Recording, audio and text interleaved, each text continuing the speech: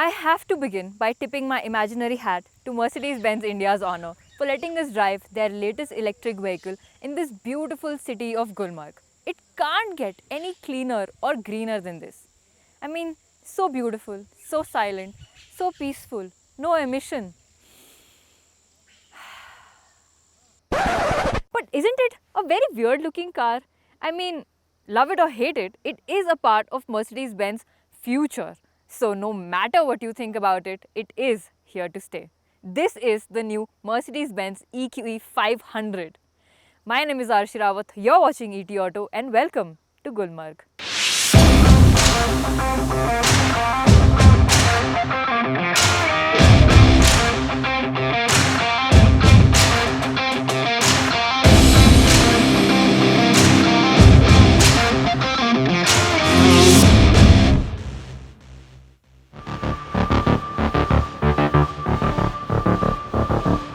Now at a starting price of Rs 1.39 crore, this model rivals the BMW iX and the Audi Q8 e-tron. But there are a lot of things that makes this particular model very special, and the front is where the magic begins. It is because the headlamps have 1.3 million pixels per headlamp, and this radiator grille that you see up front is very iconic to Mercedes-Benz electric models. It has been carved in such a way that it is aerodynamically efficient, and yes, that shows. Don't get me wrong, I have nothing against this polarizing design which kind of looks like a fish, but when you think about Mercedes-Benz SUVs, the G-Wagon comes to mind.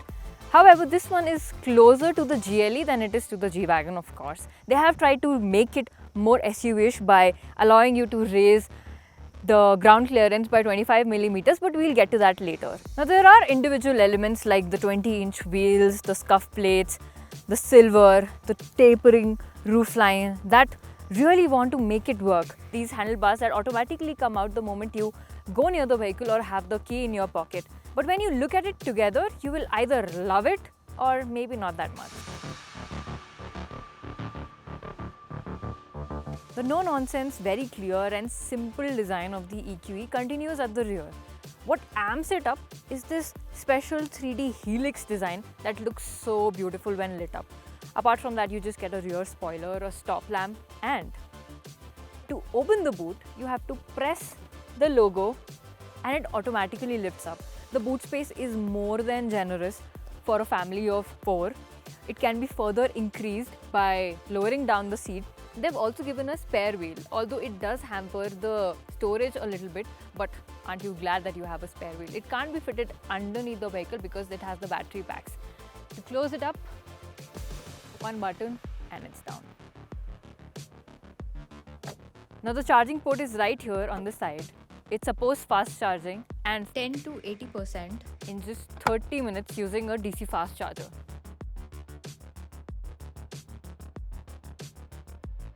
The Mercedes EQE 500's technology and quirks continue in the interior as well, and let's start from the elephant in the room. The 56-inch OLED display. It has everything you would possibly need. But before that, I have to mention that the information display for the driver is the best when it comes to any information displays in the entire car industry. You can completely replicate whatever you see on this screen on this screen. Not even the maps, which I think is a very nifty feature. You don't have to look at the screen to see where you have to go. It's right here in between your RPMs and your speed, and you also get a heads-up display right up at the front. Another quirk which Mercedes has with this particular car is this, that the air vent is spread across this 56-inch display on the top, and it also has that ambient lighting that you can set, and it completely gives a very different and futuristic vibe to the cabin. It's not just the size of this particular screen that has me in splits. It uses artificial intelligence to understand and predict your next move. For example, if you call a specific person every day after you get off from work while you're driving this car, it will prompt you to call that person. That do you want to call that person, or it will tell you that do you want to go to home. It is the next level of artificial intelligence that is taking part in these smart cars. They're taking a front seat, and I'm here for it. Another thing which is very important, you see this tiny square that is right here. You can set your fingerprint scanner and set your particular preferences for this car. So all you have to do, get inside the vehicle, get in your fingerprint, and it will just set up your seat, your particular choice of ambient lighting and whatnot. Not to forget this huge panoramic sunroof that you see on top of me. You can just close it by the flick of a finger. It does not have a button or anything. All you have to do is just move your finger. If you want to stop it, just touch it. It stops, continue it, flick it again. So the future is not just electric, it is full of technologies. I can expect Mercedes-Benz to give me a car that the Jetsons would drive. Design-wise, these seats are so comfortable. It feels like you are driving a car while sitting on a sofa. The under-thigh support touches my calves, and I am not kidding. It hugs you in place. It's so soft but sturdy. The headroom is amazing. The side bolstering, it just hugs you in place. You feel that you belong here. The plastic quality is just impeccable. I mean, yes, it is a 1.5 crore car, but it just oozes luxury. And you are surrounded by Burmester surround system, so the music quality is top notch. It also gets this beautiful wooden panel here in the middle that gets aluminium finish Mercedes-Benz logos to further make it so pretty and beautiful. It is your cup holder. It also gets charging ports that can be hidden here, and this is the key. How can I not show you how beautiful this thing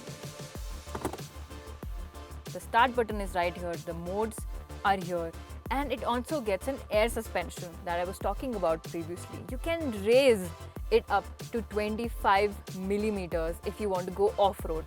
It does have an off-road button also. You wouldn't expect an SUV which is sprung pretty low to go off-road, right? Who in their right minds would go off-road in this particular car? But hey, Mercedes-Benz wants to give you one for everything in this car.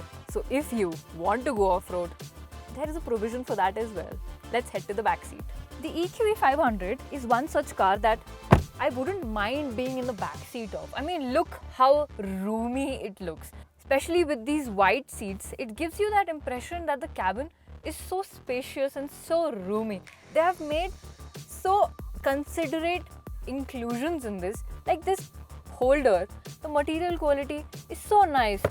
They're nicely scooped up. The legroom is amazing. The headroom is more than adequate. The under-thigh support is also great. You can seat 3 people here, I think, very easily, because being an electric, it doesn't have the center transmission tunnel. So yeah, it is very roomy. Other touches are these dual tone shades, these silver accents, lights. It's just a very premium place to be in. It also gets 4-zone climate control. That is, you can select what temperature do you want to be in according to your preference. Like every specific passenger can set the temperature as they like.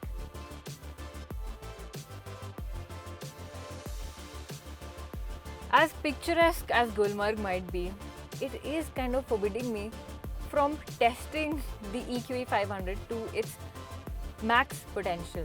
And that is because this particular vehicle can sprint 0 to 100 in 4.9 seconds.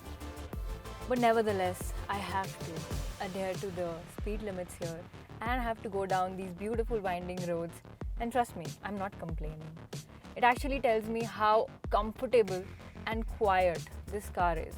But nevertheless, with 858 Nm of torque, it goes like a missile. It has 300 kilowatts of power and it is very evenly distributed. All it takes is a light tap on the accelerator and it will just pin you to your seat. The suspension is sprung so beautifully that it never feels stiff for a moment. The air suspension works amazing. I didn't even have to raise the car 25 centimeters because it did everything I wanted it to very effortlessly. Globally, it also gets a 350 variant, whereas for India, we only get the top of the line 500 4MATIC variant. Now, after the winding roads of Gulmarg, out on the road, the EQE 500 performs really well. The steering feels very nice and crisp, but you will feel the weight of this car while going into a fast corner. The regenerative braking is a bit too sensitive and honestly prone to sudden braking due to its active brake assist, which can be a bit troublesome. Mercedes continues to play big on safety with multiple airbags and ADAS. 100% hand to heart. There are a lot of reasons that people don't opt for a particular vehicle. It can be because they don't like the features, they don't like how it drives, it does not have enough range, battery issues, charging issues, etc. etc. But for this one, the only reason it will be is because it costs an arm and leg and probably everything it has. At an ex-showroom price of 1.39 crores, wow, it costs a lot. But yes, if you have that much of buying capacity and you have to choose between the BMW iX, the Audis and this one, oh, you will be in a tough choice. I personally love this car. It has a 550 kilometers of charge, supports fast charging, has truckloads of technology and gimmicks. It's just awesome. Thank you so much for watching this video. Do let us know in the comment section which particular thing do you like best about this car. Which one would you pick? The iX, the EQE 500 or the Audi? And do subscribe to the ET Auto channel.